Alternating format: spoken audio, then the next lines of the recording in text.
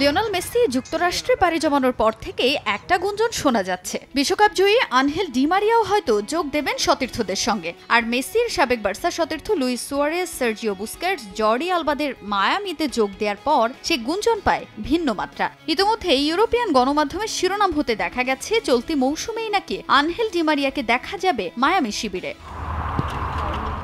আগামী মাসে Portuguese club বেনফিকার সঙ্গে চুক্তি শেষ হচ্ছে ডি মারিয়ার। ক্যারিয়ারের শেষ দিকে থাকা এই উইঙ্গার ইউরোপ ছেড়ে বিশ্বের অন্য প্রান্তে খেলতে আগ্রহী। আর ইন্টার মায়ামিতে যাওয়ার গুঞ্জন ওঠায় ভক্তরাও দুয়ে দুয়ে চার মেলাতে শুরু করে। তবে সেই গুঞ্জনে রীতিমতো জল ঢেলে দিয়েছেন মায়ামি কোচ তাতা মার্তিনো। ডি মারিয়াকে দলে ফেরানোর পরিকল্পনা থাকলেও আপাতত তা হচ্ছে না। আর্থিক সীমাবদ্ধতায় ৩৬ বছর বয়সী ফুটবলারকে দলে ফেরানোর পথে বড় বাধা। শুধু ডি মারিয়াই নন, আর্জেন্টিনার হয়ে ২০১৪ বিশ্বকাপ ফাইনাল খেলা গোলকিপার সার্জিও রোমেরো মায়ামির পরিকল্পনায় ছিল। তবে তার কোনোটাই সম্ভব হচ্ছে না বলে এক সাক্ষাৎকারে নিশ্চিত করেছেন মেসিদের কোচ তাতা মার্তিনো।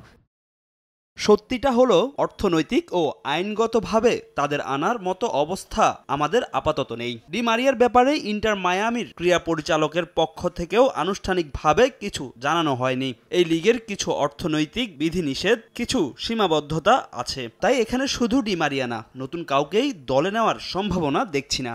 তবে আর্থিক সমস্যা কাটিয়ে উঠে ডি মারিয়াকে দলে ফেরাতে চায় যুক্তরাষ্ট্রের ক্লাবটি। আগামী জুলাই নাগাদ ক্লাব কর্তাদের সঙ্গে আলোচনা করে আর্জেন্টাইন তারকাকে দলে ফেরানোর চেষ্টা করবে মায়ামি।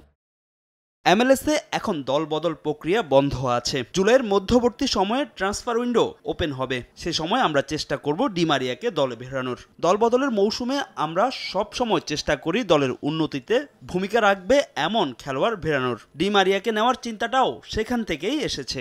তবে ডি মারিয়া বেশ কিছুদিন আগে জানিয়েছিলেন বেনফিকায় চুক্তি শেষে নিজের শৈশবের ক্লাব রোজারিও সেন্ট্রালে পাড়ি জমাতে চান তিনি, যে ক্লাবে ২ মৌসুম খেলেছেন বিশ্বকাপ জয়ী তারকা।